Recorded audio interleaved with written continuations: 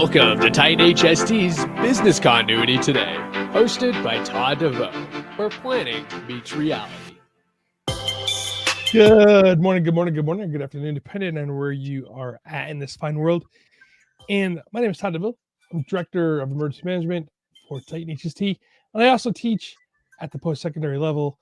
And so learning things and sharing what I learn is definitely a passion for me. And today, well, we're going to get into systems thinking, but I want to put a twist to it.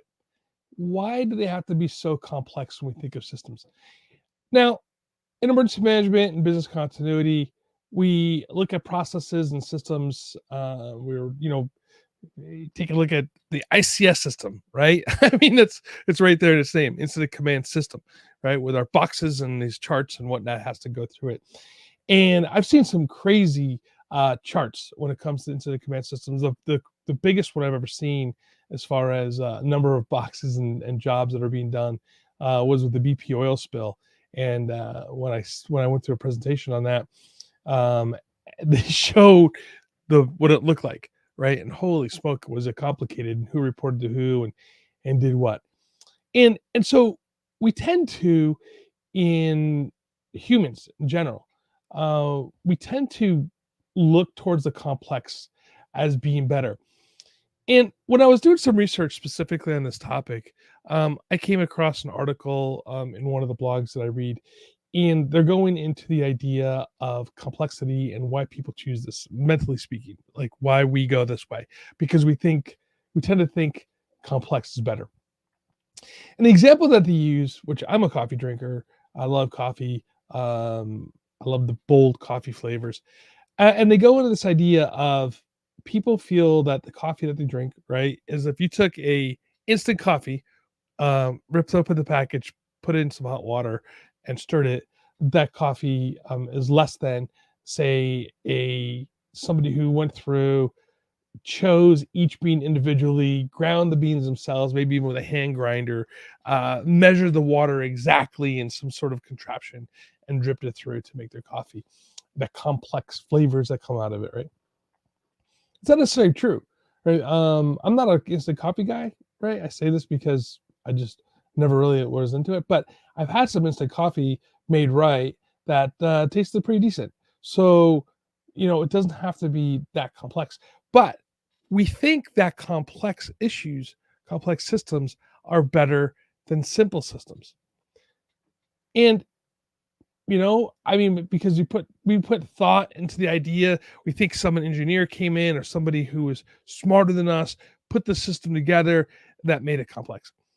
We can do things more simplified. I was talking to a gentleman who created, well, they didn't have anything. They didn't really have a great system in place necessarily for when the COVID started. And they didn't go and buy this crazy expensive software to be able to track everything that was going on. They simplified it, and they used the Slack. They created Slack channels for communication. They created a simple spreadsheet in Google Documents to be able to track where people are, their employees, what they're doing, who's sick, who's not,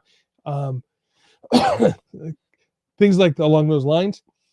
And I thought it was interesting that they went from the ability, right, or possibility to purchase a complex software program that could do all these things for them, and they simplified it down to into using Slack as their incident command, their mobile or remote incident command software system. And so why then? Why do we think complex, clunky systems programs are better? Well, again, like I said, it goes into the fact that this is what we think as humans. Oh, I thought it was interesting in some of the articles I was reading on complex systems is that this is one of the reasons why we have people who really believe in conspiracy theories, because they don't believe, or they can't fathom I can't even speak, how simple things can be, right? And those of us who've worked in government for many years, when they talk about government conspiracies, sometimes we can't even get our own stuff straight, let alone trying to keep secrets from the rest of the world, especially when it comes to the military. As far as like some sort of crazy conspiracy. So yeah, again, they add complexity to a simple process, right? For instance, when somebody sees a piece of wood floating down the river, and it looks kind of like a dinosaur, if you will.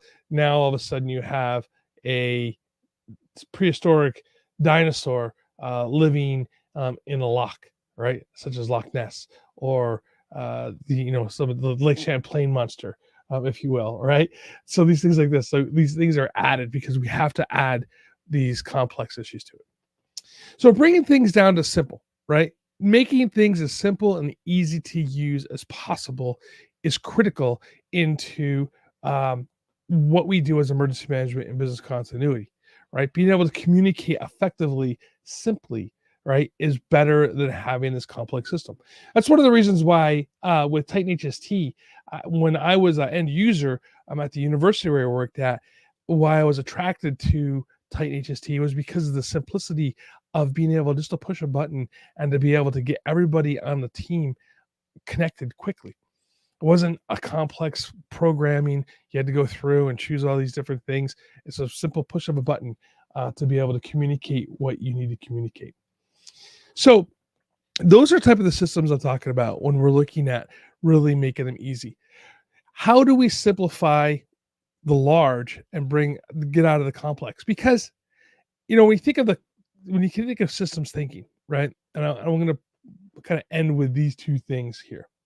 One is when we're looking at these wild hairball problems, right? If you start pulling too hard on one end of that hairball, right, it's going to bind up the other side of it. So we have to figure out how to take that one string, not every single piece of it, right? That one string and work it through the knot, right, to untie that knot.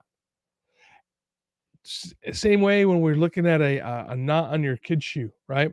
Find the one end of it, loosen it up, and work it through. You're not trying to untie each section of that knot at one time. Simplify the process, and then that will, again, loosen everything else up, and then eventually your knot is untied, right? The other day, a friend of mine turned me on to a TV show called The Bear. It's on Hulu, and it's about a restaurant. And I won't get too deep into the plot process of it, but it's well worth the time. And I looked at this not from the idea of restaurants. Now, I grew up in a restaurant, so maybe I have a little bit more interest in that story.